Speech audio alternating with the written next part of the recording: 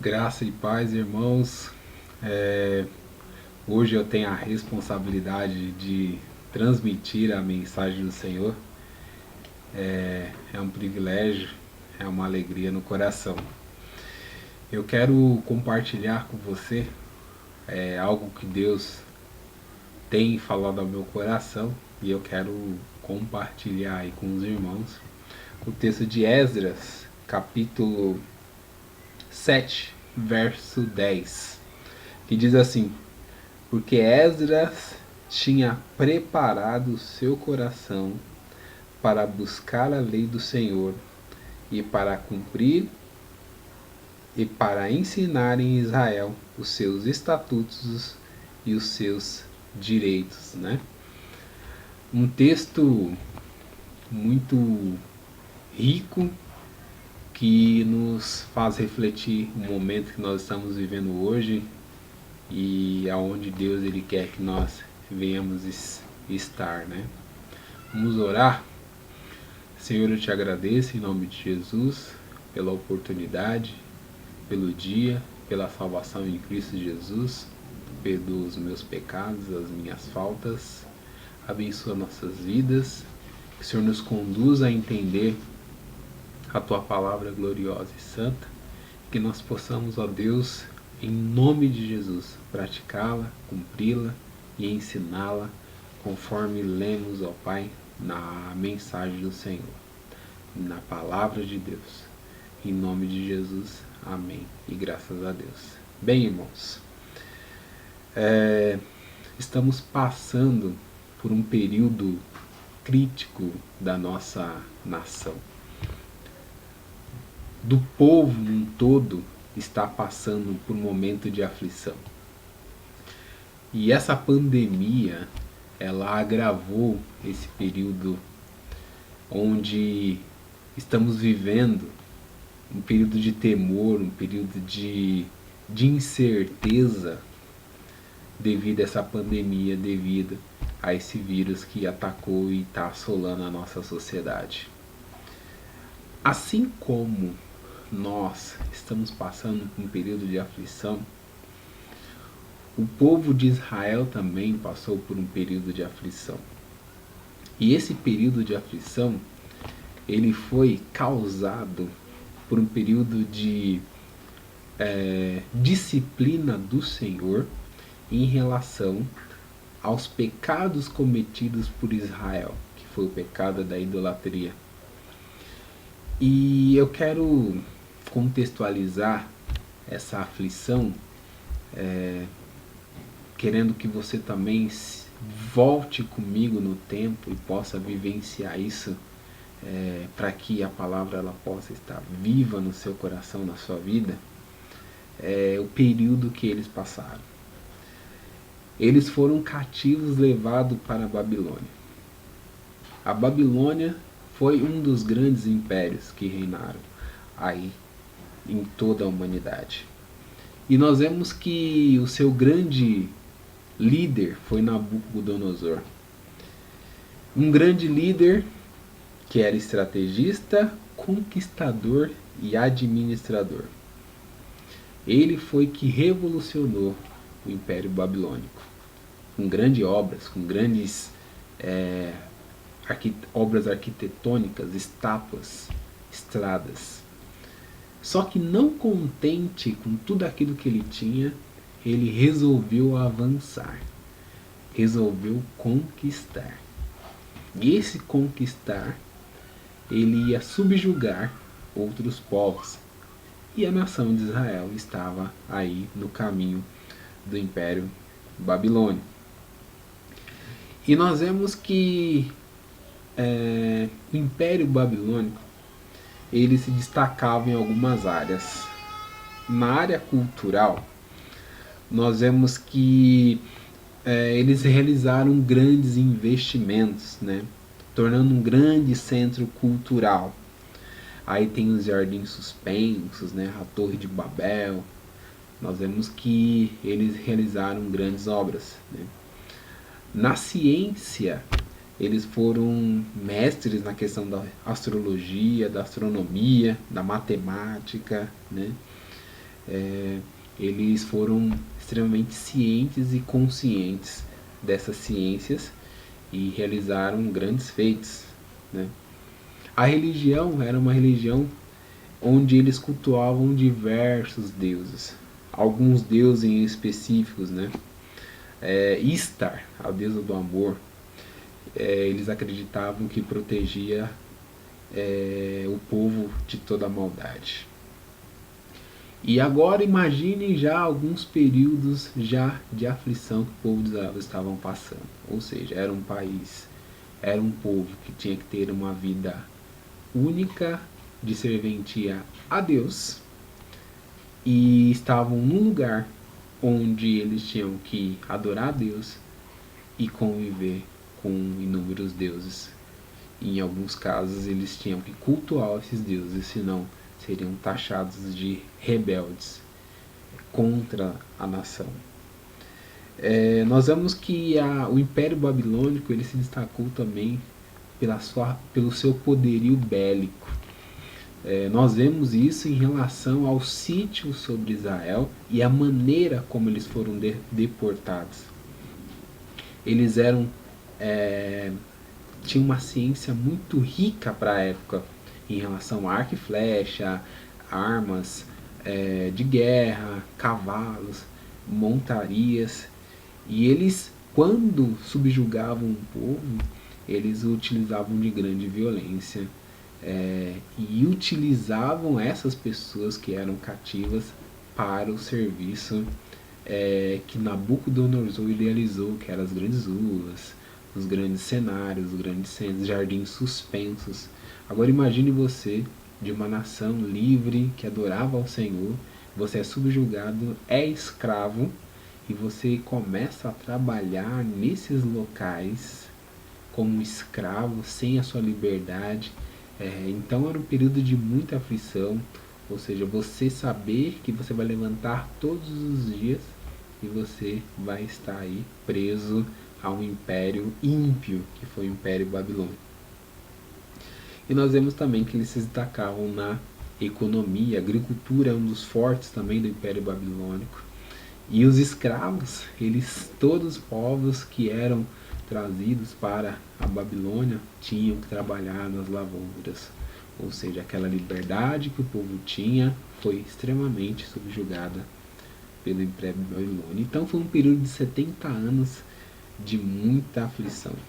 Mas Deus, pela sua graça e misericórdia, libertou o povo, trouxe-os de volta para Jerusalém, bem pregado aí por meus querido irmão Reinaldo Moré no domingo anterior, no livro de Neemias, que foi aí o grande precursor de toda essa restauração.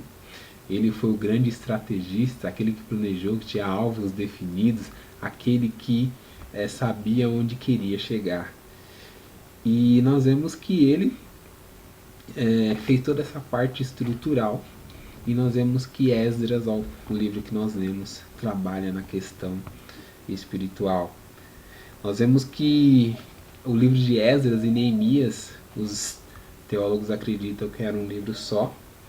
Ambos foram escritos na época do exílio, aproximadamente em 538 a.C. E Esdras ele atuou como escriba sacerdote, né, e ele tinha a função religiosa, né, levar o povo de Israel, o povo hebreu, novamente a cultuar a Deus, a cultuar o Senhor. E eles dizem, né, a história que Esdras é o pai do judaísmo, né, porque ele tinha como 3 pilares fundamentais: a raça, o templo e a lei, né. E nós vemos que Esdras ele foi um dos que promulgou uma das ordenanças mais duras para a restauração do povo de Israel, que foi a separação dos casais que estavam se relacionando com pessoas de outros povos, né? Então ele foi extremamente duro nesse sentido, né? E eu quero aí compartilhar com você que o povo passou por uma grande aflição, e essa aflição ela foi causadora pelo Império Babilônico, e isso acabou gerando um momento ruim para a humanidade, principalmente para o povo de Israel, que eles ficaram extremamente desanimados, tristes,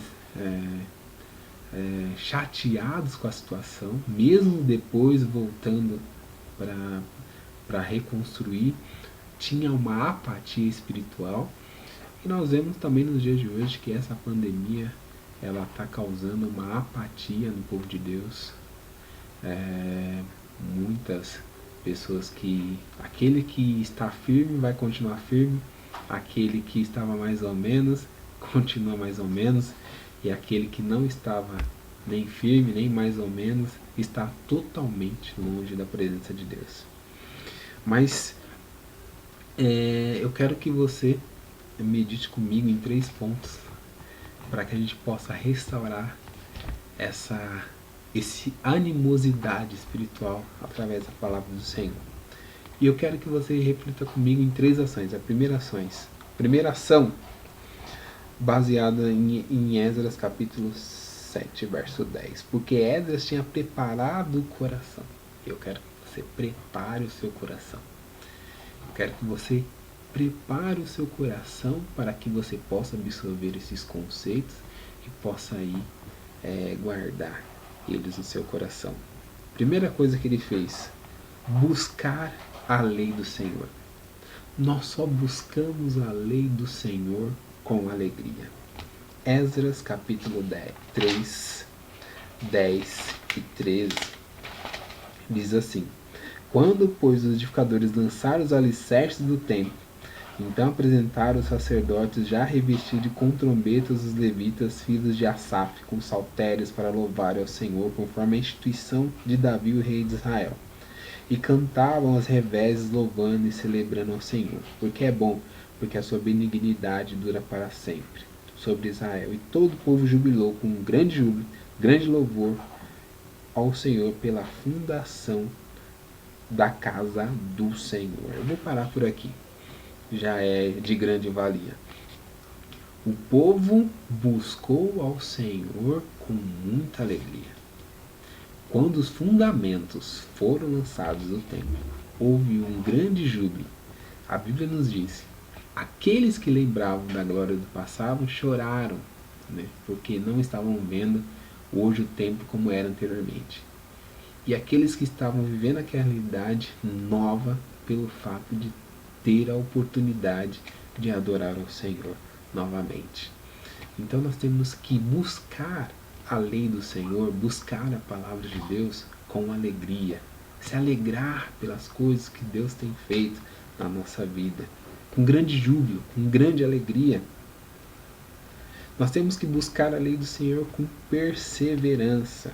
Esdras 4:8 diz assim: Escreveram, pois, Reum, o chanceler de Sinzai, o escrivão, uma carta contra Jerusalém ao rei Artaxerxes nesta maneira. Ou seja, o povo lançou alicerce, já houve oposição, já houve afrontamento. E nós vemos que a Bíblia nos diz que escreveram uma carta contra. Ou seja, na nossa vida cristã vai ter muitas situações contra a sua vida. E você precisa perseverar. A questão da oposição, a questão dos embates, ele é vou dizer que essencial, mas é uma coisa que vai acontecer na sua vida espiritual. E você precisa perseverar. Mesmo diante das situações. Tem que perseverar. Primeiro, alegria, buscar a lei do Senhor com alegria. Segundo, com perseverança diante das oposições. Por quê?